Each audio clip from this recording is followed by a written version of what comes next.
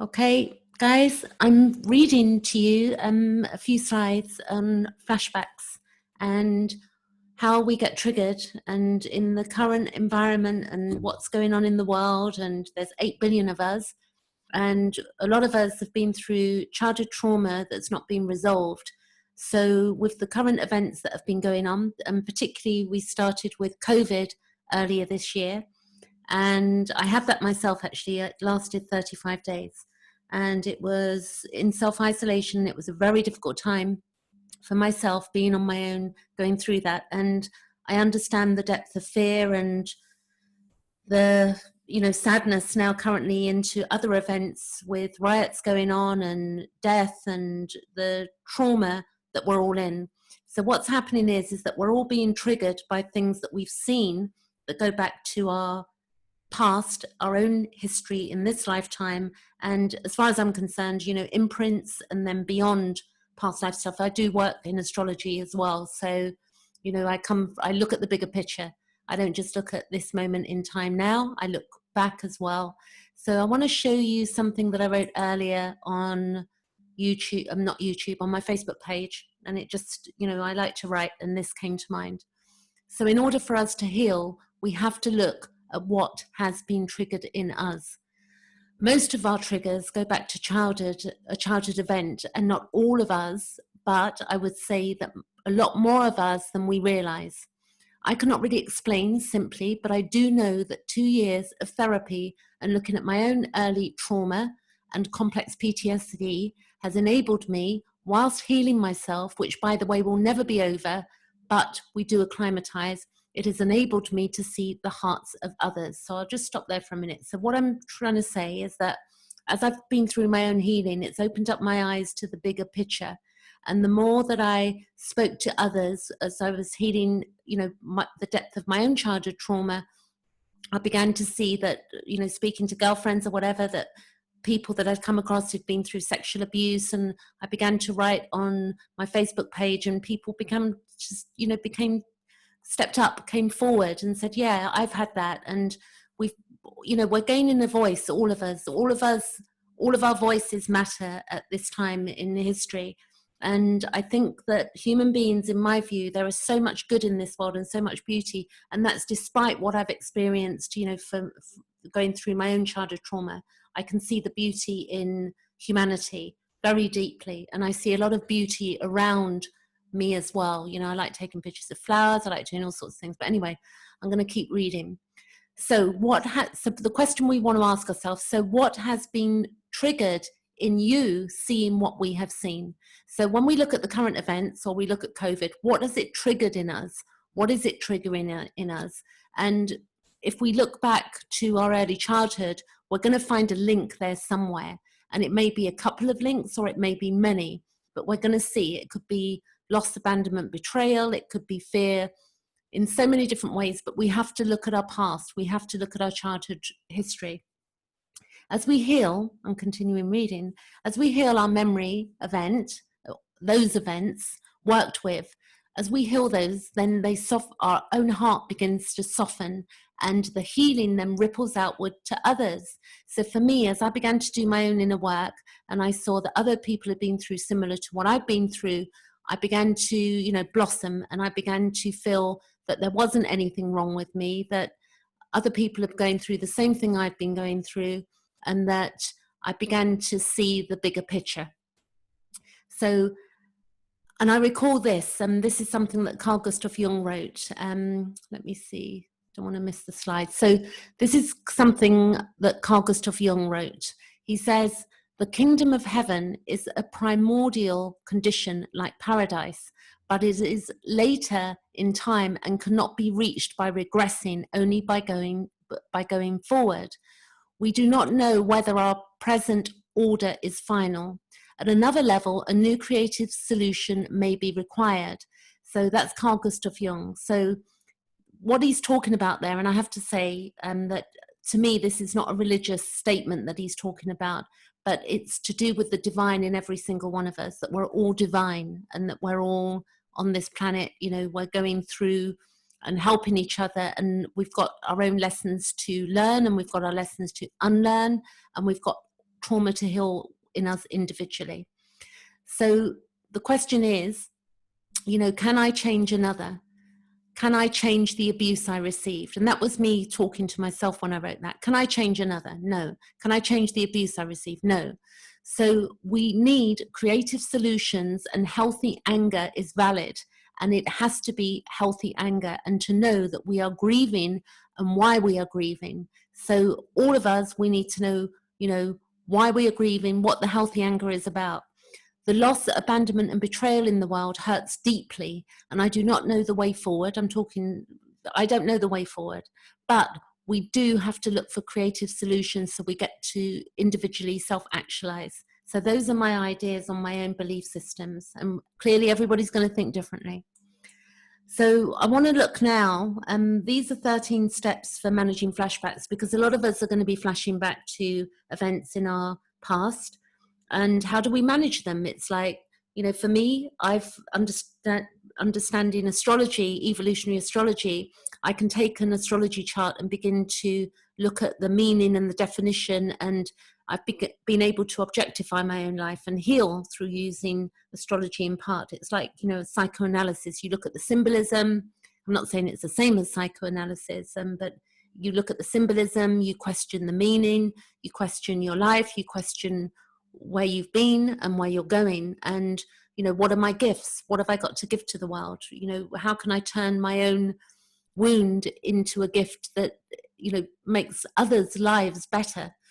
So these 13 steps that Pete Walker wrote in his book Complex PTSD, From Surviving to Thriving, he came up with these 13 steps that will help to ease our own trauma as we're moving through the next year and a couple of years ahead, as we go through some massive changes in society, because we are going to be going through massive changes, clearly. So 13 steps for managing flashbacks. So when you're have a flashback or a memory, or you're looking at your trauma or remembering your trauma, you have to say to yourself, number one, I am having a flashback. So flashbacks takes us into a timeless part of the psyche that feels as it can make us feel helpless and hopeless, and that we're surrounded by danger as we were in childhood. The feelings and sensations you are experiencing are past memories that cannot hurt you now. So number one, we have to know that the past memories cannot actually hurt us now. Now, I know that's not the case for every single person on, the planet, that, everybody's going through their own subjective experiences right now. So it's going to be different, but we have to understand, for me particularly, the abuse I received as a child, I'm not going to receive that as an adult now. But, there's still wound in there that I've had to deal with. Number two, we remind yourself that I feel afraid, but I am not in danger. Now I'm going to say, you can say, I am safe now, here in the present. And remember, you are now in the safety of the present, far from the danger of the past. Now, again, that's not going to hold true for everybody, but we have to, find a space of safety, and we have to commune with those that are, where we feel safe with others, with our friends. And, if we've got some healthy people around us that get us, we need to make sure that we're interacting with those people and not just isolating.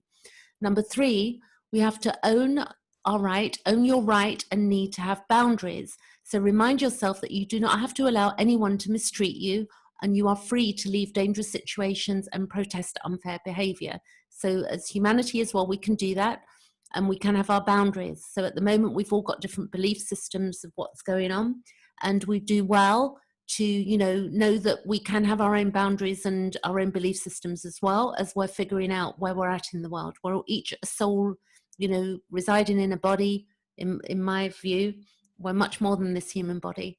So again, each of us has the value of having our own boundaries. Number four, speak reassuringly to the inner critic.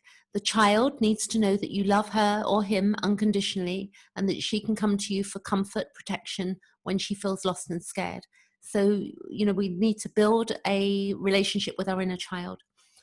Then number five, we need to destruct eternity thinking. Because in childhood, fear and abandonment felt endless. A safer future was unimaginable. Remember, the flashback will pass, that it has many times before. And particularly with now, we have to realize that we have to deconstruct eternity thinking. like the COVID thing is going to go. You know, we're going to resolve what's going on around us at the moment with issues of the way we're treating each other, and we're going to upgrade, definitely. We're healing in many, many ways. And the next slide is number 6. Remind yourself that you're in an adult body with allies, skills and resources to protect you that you never had as a child.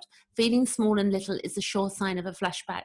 So we have to realize that, you know, most of us are safe, and that we have to remind ourselves that we are in adult bodies, that we do have allies, we do have skills, and we do have the resources to protect again. And again, it's going to be geographic and all sorts of things. So wherever, if you're watching this, then please take your own situation into account as well.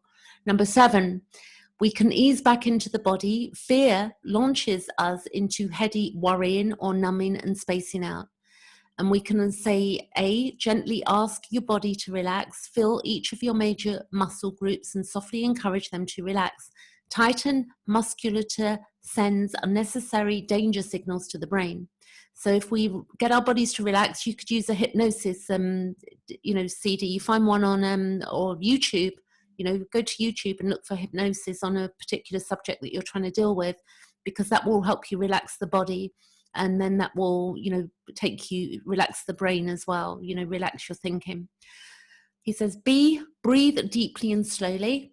So holding the breath also signals danger. So you might realize when you get scared, you'll hold your breath. We don't always realize we're doing that, but we do that. So we need to make sure that our breathing, slowing down also, rushing presses the psyche's panic button. So when we're rushing around like maniacs, we need to take it easy at this time. We're all going through massive change, hey?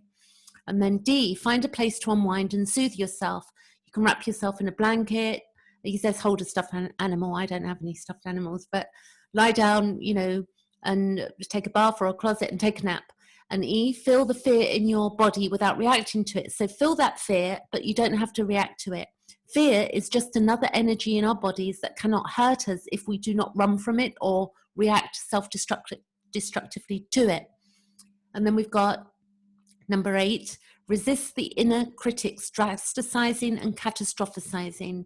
A, use thought stopping to halt the endless exaggeration of danger and constant planning to control the uncontrollable. Refuse to shame, hate, or abandon yourself, and channel the anger of self-attack into saying no to unfair criticism. Use thought substitution to replace negative thinking with a memorized list of your qualities and accomplishments. So you could do this, you know, after this video.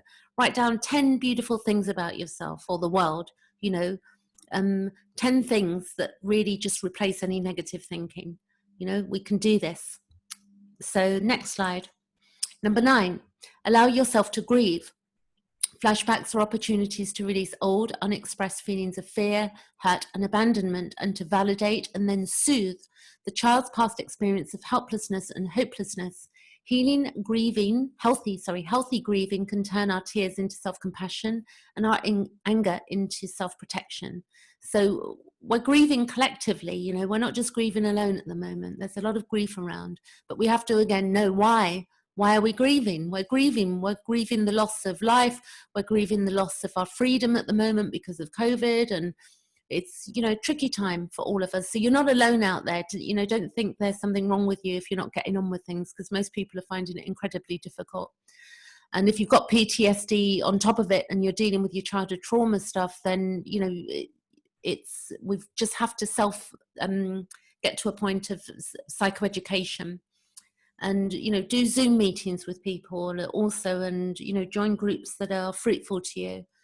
So number 10, we can cultivate safe relationships and seek support. Take time alone when you need it, but don't let shame isolate you. Feeling shame doesn't mean you are shameful. Educate your intimates about flashbacks and ask them to help you to talk and feel your way through them.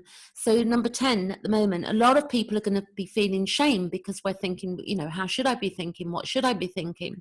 You know, what is correct? But at the same time, we can't be sheep. We've got to, you know, feel what's authentically true for our own soul, whatever that is. You know, we're all different. Number 11, learn to identify the types of triggers that lead to flashbacks. Avoid unsafe people, places, activities, and triggering mental processes. practice preventative maintenance with these steps when triggering situations are unavoidable. So if the news is triggering you right now for something, you know, for a reason, you know, take some time off of it. If Facebook is triggering you at the moment, take some time off. Go read a book that you've been meaning to read for the last, you know, 6 months that's on your shelf. Do something else. Number 11, and what I've already read. Number 12, figure out what you are flashing back to. Flashbacks are opportunities to discover, validate, and heal our own wounds from the past abuse and abandonment. And they also point to our still unmet developmental needs that can provide motivation to get them met. And number 13, we have to be patient with a slow recovery process. It takes time in the present to become unadrenalized, and considerable time in the future to gradually decrease the intensity, duration, and frequency of flashbacks. So again, we have to be patient with the recovery of the world at the moment, you know, with what's going on. It's going to take time for all of us to acclimatize and become unadrenalized by what's been taking place. The fear of COVID and the, you know, everything that's going on, the current situation as well.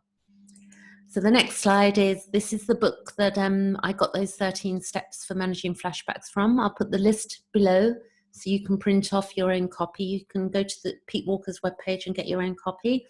So this book saved me, and I read it and bit by bit over 2 years. And my recovery progress is phenomenal. You know, it doesn't mean we've got to take the savior complex out of, you know, thinking that one day we're going to be completely healed and everybody's going to be skipping through fields of daisies. You know, we're all at different levels. Some days we'll have good days, some days we'll have bad days. And that's about acceptance of ourselves, of any given moment. As we would a child, if a child cries, we accept the tears of that child and we give that child love. We, you know, that would be the normal healthy thing to do with ourselves. And if we've got any major problems going on, what we can do is we really get to it. What is the problem? And again, what is the problem and what does the solution look like? So Jordan Peterson, I've heard him say that. And what I would say is that, you know, it's going to be different, but if we can begin to deal with things that are right in our face, you know, in our own daily lives, looking after our bodies and our mind and spirit, we're going to make some progress and do beautiful things. Like, I like going for walks and taking pictures of flowers. It's summer's here. So, you know, find things to do that do bring beauty into your life. And the next slide is a little poem written by a guy called Jeff Foster. He says, you do not heal from trauma, you simply come to know yourself as life itself, and you turn towards the wounded place and you flush it with attention, which is love. And maybe the wound will always be with you. Maybe you will always walk with the hurt, but now you hold it. It doesn't hold you. You are the container, not the contained. It doesn't control you any longer, the wound, because it is drenched in awareness now, drenched in you and loved by you, even celebrated by you. You do not heal from trauma. You find healing in the trauma. You find yourself at trauma's sacred core, the one who is always present, the one who can bear even the most intense feeling states and survive, the indestructible one, the infinite one, the powerful one, you. Okay? And something else that's very useful at this time with all of the media, I don't have to believe every thought that comes into my mind. So be aware of that we don't have to believe every thought that comes into our mind. We're all figuring out as we go. And then lastly, but beautifully, a flower. And we are here to bloom and self-actualize. That's what we're doing here. So we need to keep ourselves healthy by working with our PTSD issues. All of us, we've all been traumatized. And as we do this, we'll begin to bloom and self-actualize. So that's it. I'm going to stop share. And I'll be back with a video probably tomorrow. Okay, catch you later. Thanks for watching.